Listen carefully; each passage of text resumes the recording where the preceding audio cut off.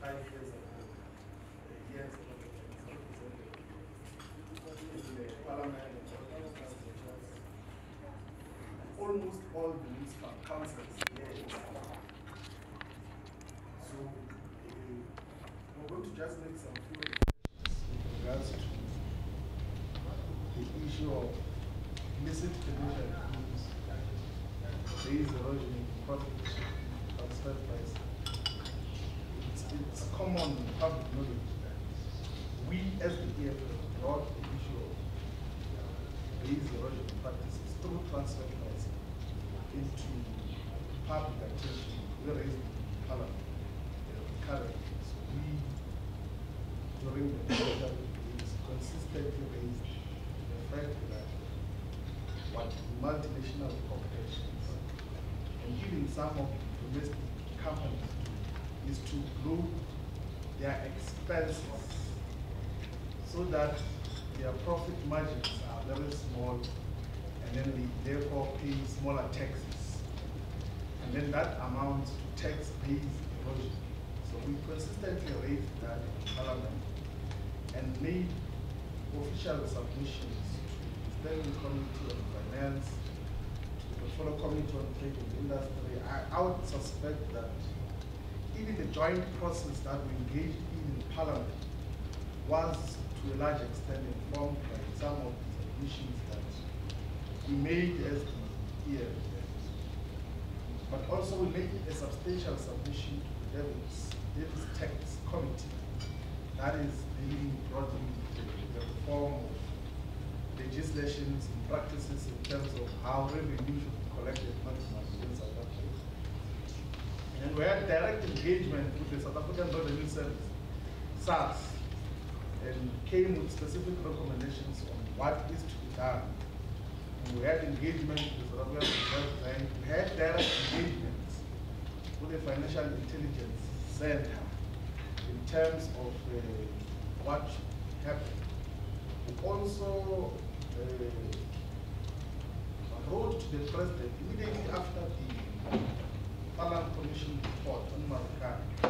We wrote to the President to highlight the fact that there is now a quasi-judicial finding about the whole Bermuda connections of London and a real case of proving a transfer of monies which otherwise were supposed to be earned and taxed here in South Africa. And we recommended that there should be a commission of inquiry, a judicial commission of inquiry into all practices of tax-based erosion through profit shifting and transfer pricing.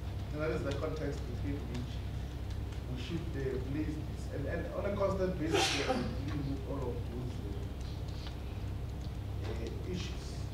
And broadly, the core of our recommendations are to say, let us look into the role of the auditing and these accounting firms, KPMGs, Floyd, and all of them, in terms of how they collaborate with huge corporations and help them to avoid taxes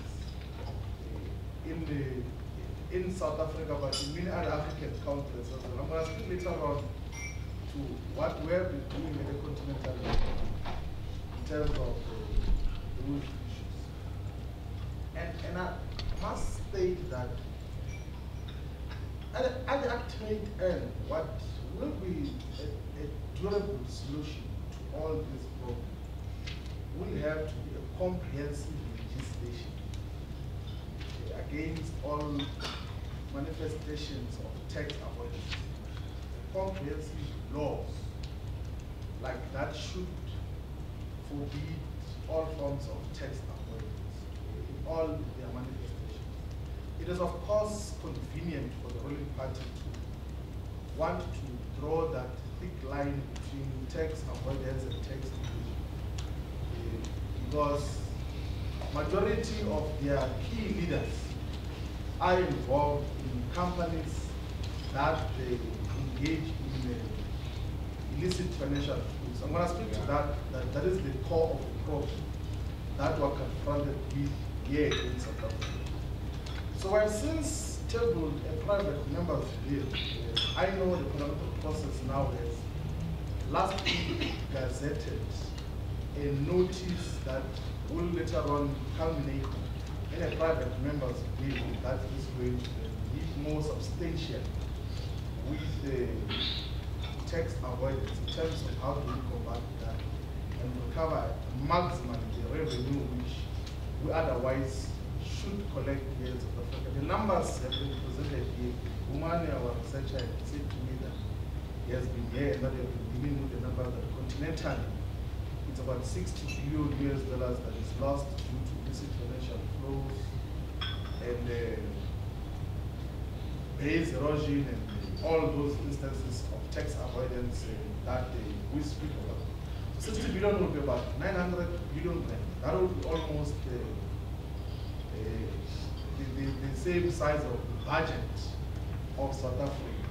So I've dealt with that aspect. And the reason is because if you were to check into the revenue streams of South Africa and analyze it like intimately, you'll realize that corporate income tax as a component of the revenue collected by the state is continuously declining. It's continuously declining. It's becoming a smaller component. In the past, VAT, personal income tax, and corporate income tax were the three legs of revenue structure in South Africa. But currently, corporate income tax is below 20% in terms of the broader revenue that is being collected. But one scary reality is that if you were to check what is the contribution of the mining sector into the overall revenue of the state that is collected from revenue services, it's less than 20 billion rand. So out of the R1 trillion odd amount which is collected on a year-on-year basis since 2 years ago, mining only contributes 17 billion. 17 billion rands is very small. It cannot finance education of just one province. It cannot finance anything like sustainable. And that is where a lot of instances of tax avoidance get to occur. Because there is no clear guiding legislation that would otherwise proscribe that from happening. So we have then tabled legislation that should begin to deal with these phenomena much more durably.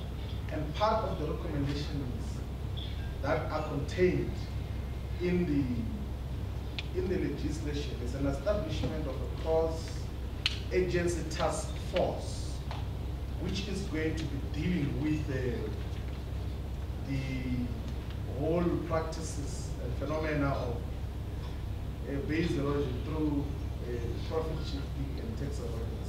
Because there has to be enforcement of the legislation that we are in the process of drafting. And that cross-agency task force will be constituted of the South African Revenue Service, the South African Reserve Bank, the Financial Intelligence Center, and the National Prosecutions Authority, which will closely monitor the movement of monies from all these multinational corporations that are operating and generating a lot of income here in South Africa.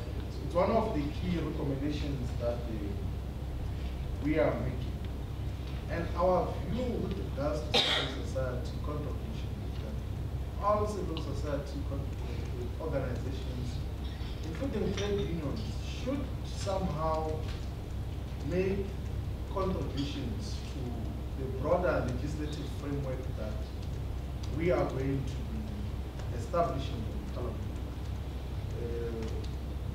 Because in the case of trade unions, workers are the immediate victims, because once these companies have bloated their expenses by creating these shell companies in Bermuda, in the Virgin Islands, in the Cayman Islands, with all these tax havens. In London is a tax haven as well, in Switzerland, in the Netherlands, in many parts in Mauritius, Then they come back and say that our dividend flow, our income, our profit margins are declining, and therefore cannot afford to increase salaries for workers. Lone Mill is a case in point where they couldn't provide houses for the mine workers. They shifted billions of rand to a shell company which belongs to them in the home. So workers become the immediate victims in terms of whatever it is. But also from a pension fund point of view, that should be looked into, because these pension funds, majority of them, let's say at a state level, the government employees pension fund gives money to the Public Investment Corporation, which is a state-owned asset management company, which is invested highly in all these corporations that are operating here in South Africa. By the way, PIC now owns 30% of London Mine. And what happens is that when they load expenses there, the dividend flow, which is supposed to go to the government employees pension fund, is compromised as well. Largely because someone spoke about the PEDs, the PE partners as well are compromised in terms of the dividend, which otherwise was going to be received by themselves, because these corporations have loaded expenses in a way that the dividend flow, the profit margins, are far much smaller than what otherwise would be. So trade unions should closely monitor the legislative processes that we're engaging in now. And of course, rise above the partisan commitments that seem to be defining and dividing the trade union.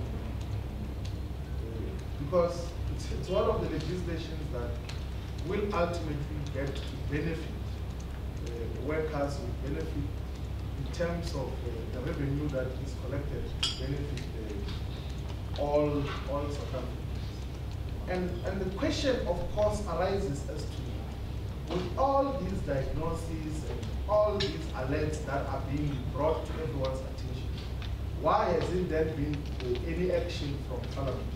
It's because the ANC is incompetent.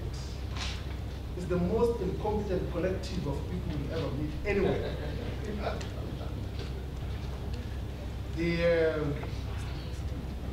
That is one, but two, the ANC is conflicted. Majority of their members are exposed to these corporations, their shareholders, silently and openly. The sitting president of the ANC, who is the president of the country, is a beneficial owner of most of these mining corporations. It's not a secret. There might be a blind trust, but they still benefit out of it.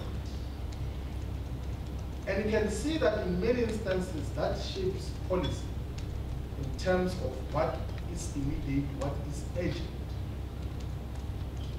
And of course, like, let's maybe just use a different example in the immediate. You know, just before the end of the 4th Democratic Parliament, there was passing of the Minerals and Petroleum Resources Development Act by Parliament. Admittedly before the EFF arrived, which said that in all the new petroleum and mining licenses, the state should be exposed to about 30% ownership, which was going to be a new revenue stream for the state, which, by the way, is struggling to maximally impact on people's lives with the current revenue structure, both fiscal friendly. And what happened now is that without any parliamentary debate, without any parliamentary discussion, the Minister of Mineral Resources, former General Secretary of the Union of Mine Workers, says let us withdraw that legislation because it's going to bring uncertainty amongst investors. And in most instances, and he announces that when he's in Australia, where BHP Billiton is one of the most exploitative mining corporations. He makes that announcement without even having appraised everyone in terms of the entire discourse what should happen. So you've got a highly conflicted leadership and an incompetent collective in terms of what happens. So we have then realized that the ANC doesn't pose any potential to change the discourse. And that's why we're tabled not only the private members' bill on tax avoidance, we've also tabled a private members' bill on the banks amendment bill, and we've also tabled the legislation on the South African Reserve Bank, on the South African Reserve Bank, so that we can discontinue the private shareholders there. And you will see something, those of you who are associated with the ANC, that the ANC came from a conference and copied majority of EFF policy positions, including on banks, including on expediting the bank's Act amendment to permit for the post bank to be recognized as a bank. But when we deal with the parliamentary processes, you will see people tiptoeing when they've got a Congress mandate to deal with all of those issues as a matter of urgency, and without even substantial counter arguments on what should happen. But broadly to all of us in the continent, we should be very suspicious of the OECD BEPS process. So OECD is part of the problem. And the high-level panel on illicit financial flows, which was chaired by President Bailey, recommends that we should work within the OECD proposed Where's Erosion and Profit Shift program, which is part of the problem. In any way, Europe is the biggest beneficiary of illicit financial flows. Luxembourg and all of those semi-autonomous and autonomous territories. Europe is a tax haven. It is benefiting out of the super exploitation of African resources. There could be a different model of dealing with that. Is to develop model laws that can be applied in all the African countries. If there is correct observations, let us start with South Africa. Let's develop a legislation, and then we then develop requisite model laws that can be applied in all the countries in the continent. And that is a political process, by the way. So civil society cannot divorce itself from the political engagements of parliamentarians and the ruling parties and opposition parties, whoever can raise the issues cogently. And we're not just speaking about this because we're talking here. We did that in the Pan-African Parliament.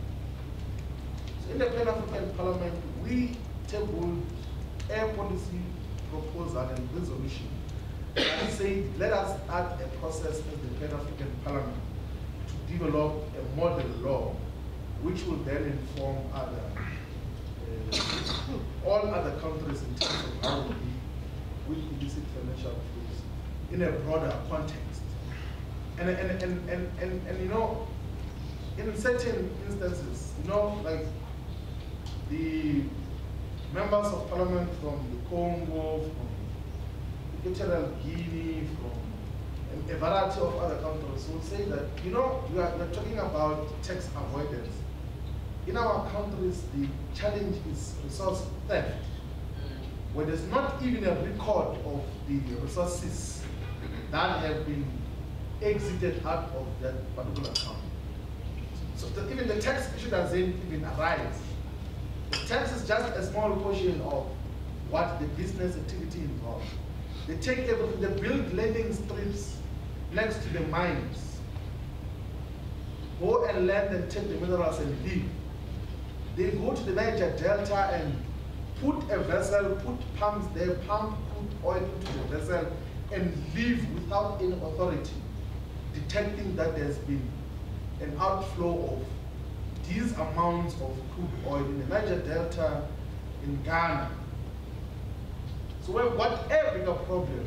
Of course, we should deal with legislation that should inform how we then deal with this financial outflows, and so that we can then get to have some integrity in terms of how we collect our revenue, and then we get to impact on people's lives. Just closing, in terms of my closing remark, is that, you know, South Africa's revenue structure is that I did speak that is three main sources: that personal income tax and corporate income tax. And we collect about $1 trillion. And we spend about more than half or 50% of that on salaries of public servants. And we spend close to 20% of that on social grants. And then we spend a portion of that maybe on health care, which is not responding impactfully to people's lives. And then you're left with extremely small resources to change people's lives. So if the revenue structure of South Africa continues in the manner in which it is now, in 20 years, in 30 years' time, we'll still be having straight lines as an informal settlement, we'll still be having Kayamnandi, in Stellenbosch as an informal settlement, we'll still be having huge developmental burdens that will not be able to resolve. Because the revenue growth has never exceeded 10% in the past 25 years. And that is just, in many instances, adjustments to inflation. So there has to be maximal collection of revenue that is due to the people of South Africa, to the people of Africa, in a manner that is going to sustain and is sustainable. But the permanent solution to all of this is to destroy private ownership of corporations, to destroy capitalism. So we should, all of us, unite in the anti-capitalist struggles and discontinue all forms of private ownership in the natural resources in all the strategic sectors of the economy. Thank you very much.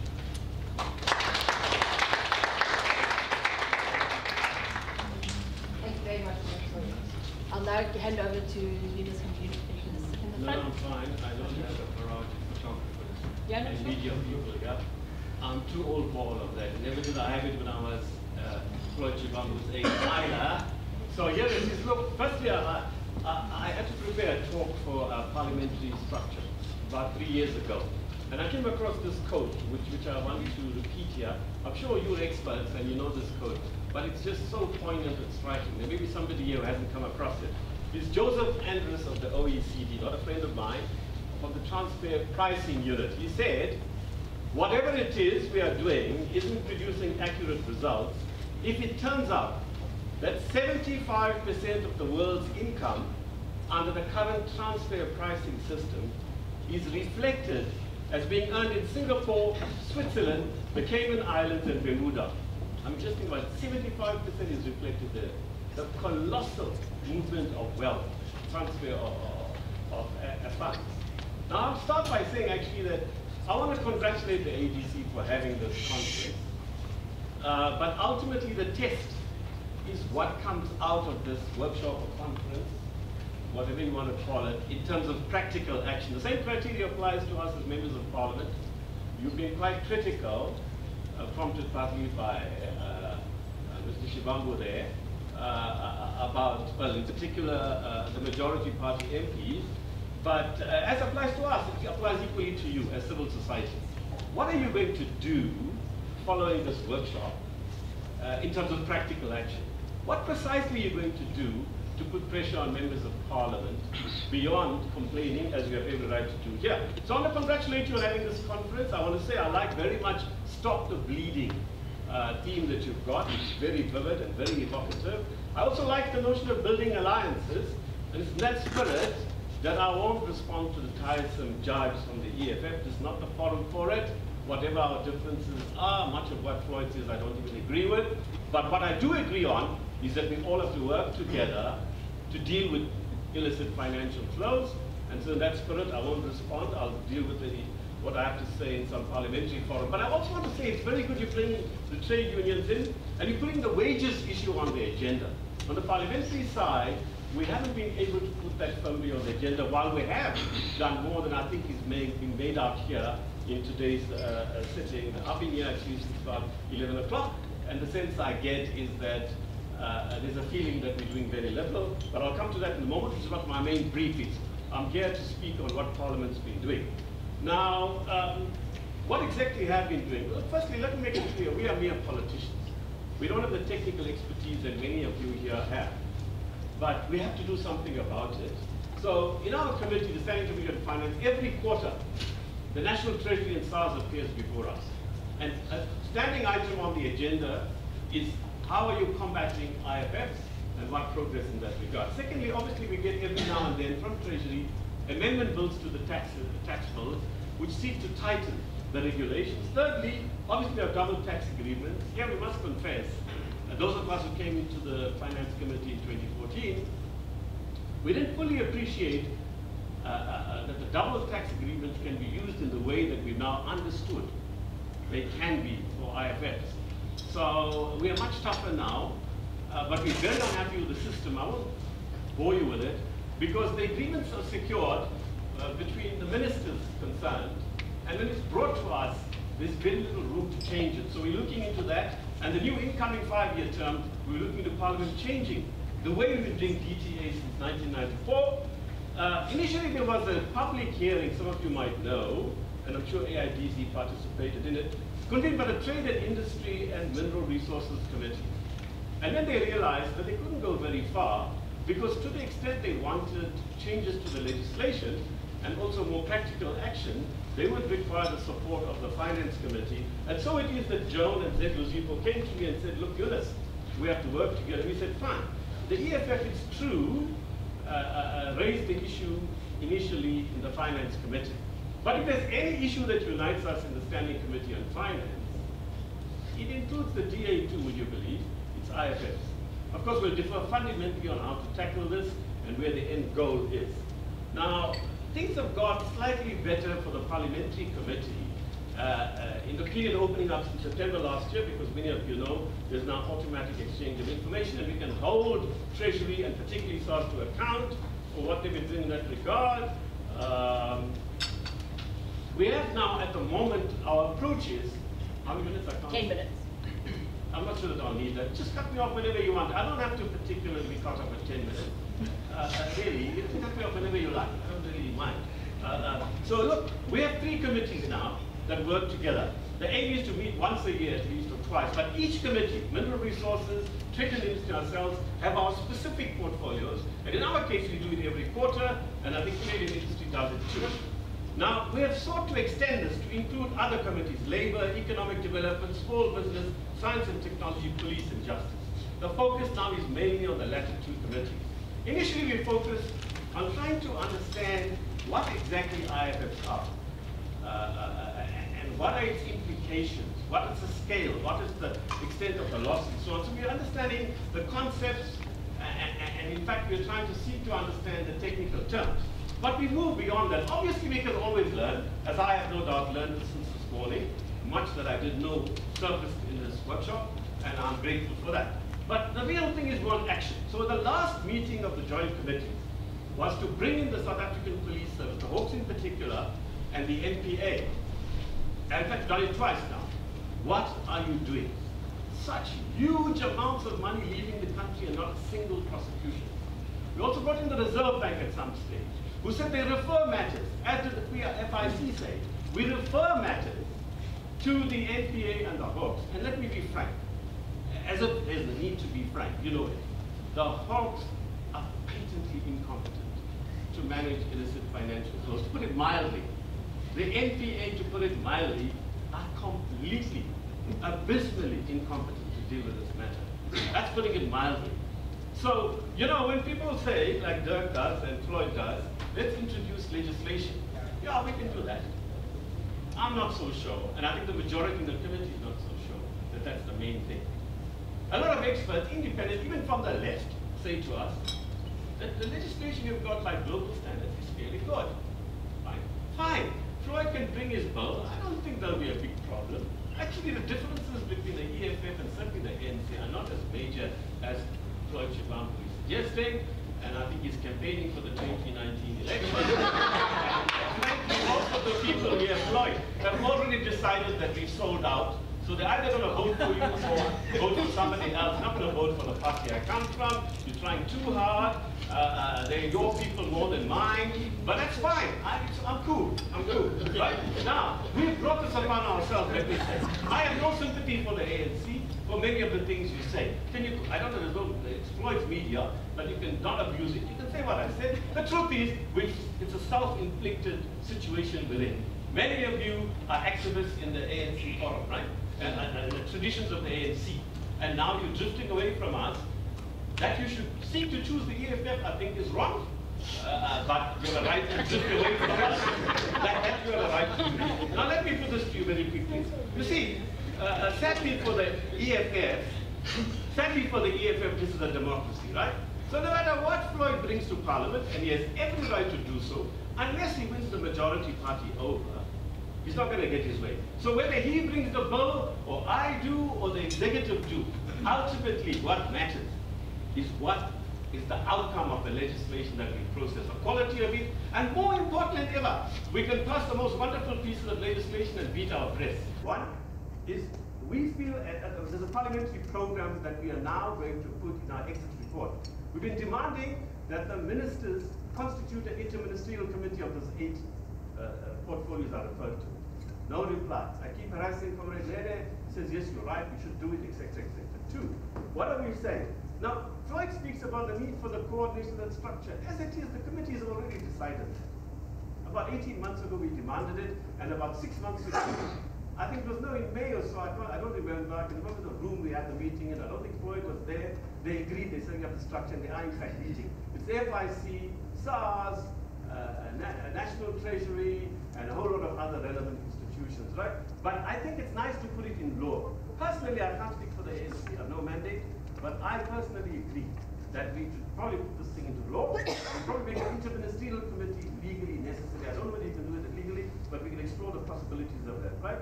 So basically, look, I've got a lot of points here, but you get the drift of where we went. What we're also doing, by the way, is I serve in a thing called a Parliamentary network on the World Bank. We are a body internationally that seeks to exercise oversight of the World Bank. A big issue for us for the last 6 months has been IFFs. I have spoken to the powers that be in Parliament, the IPU, the SADC Parliamentary Forum, BRICS, the PAP and all. We should put more pressure on the representatives we have in these structures to make that an issue. Many of you said it's a global issue, etc., etc. Now, given the huge legislative load we have, we have, at the moment, 9 bills before us, right? And we do the budget, and we have oversight responsibilities and so on, even over issues that shouldn't fall under us. Mercifully, it's no more with us, the SAA. I think the committee does reasonably okay. There's recently an independent report that says we do by far the most number of bills. What it doesn't tell you is the number of pages of bills we do. For example, in '86, we did 587 pages of bills. According to our committee secretary, the average committee did about 8. Okay? The year after, we did 380 pages of bills. So we seek to do what we can. Can we do more? Yes. But you must remember, this is a parliament of the people. In theory, less so in practice, right? If we are going to do more, we need a more powerful civil society movement. So what I welcome and speak to Dominic is one of the aims of your workshop today is to bring the many civil society structures in this area together. Great. The stronger you are, the more pressure you put on Parliament, the more likely it is that the progressives within the ANC are able to get more leeway. The more we do in Parliament, through legislation, through policy, and through action, the more it creates space for you. So if you like, there's a dialectical interaction between civil society and us. Now you criticize Parliament rightly so, mostly.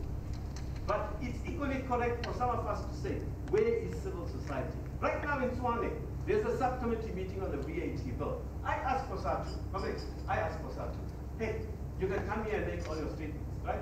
Where are the masses out there in this VAT increase? Where's your social weight, your political weight being exercised? Even the most opportunistic politician in the DA would be more conciliatory on certain things if they saw hundreds of people out there. You've got leverage now, an election is coming up. Parties are desperate to win, right? So why don't you as civil society get out of this workshop? You're right to criticize us, but why don't you get out of this workshop and have a program of action that unites you and brings you to the doors of Parliament, take to the streets, march to the Union buildings. If it's too big an issue, don't trust us members of Parliament alone. Now, you know what? I could say a lot more, except that my time almost. Let me stop here by saying one little thing. You see, at the end of the day, you can whinge and whine about illicit financial flows, but it is inherent in the system of the free market. Now, you can't be a free marketeer and complain, whinge and whine. Ultimately, at the very least, you have to be a left social democrat or some or other form of a Marxist, whatever Marxist. Don't join the Communist Party. Dave McKinley will tell you that. That's fine. Like Floyd was there, and you can see what a mistake we made with him, and he's here now, right? We don't claim any responsibility for Floyd's role in the Communist Party. But on a more serious note, I'm pleading with you to organize yourselves and to take to the streets and campaign and badger members of Parliament.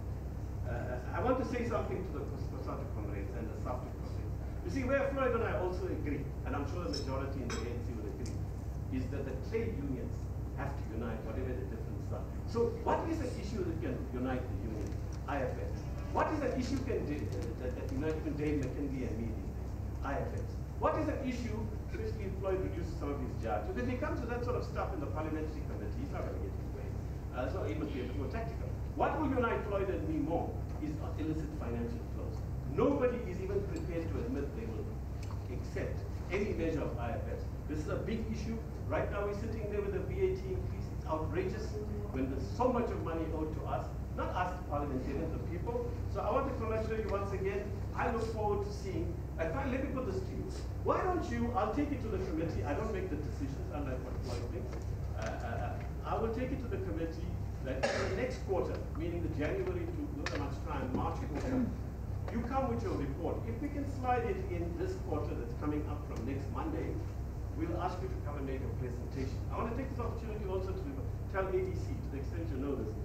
At the last meeting, when we were focusing on police, the Hawks in particular, the NPA, SARS, somebody slipped a note to me in the last dying moments of that day to say, look, the AIDC is here with a woman that's very involved in the mining sector. We didn't know who had arranged for that, and we never got that submission. So you can bring both to us, maybe the last week of January, come to Parliament, make your representation, but even more, organize, unite, mobilize, take to the streets, put pressure on us. Thank you very much.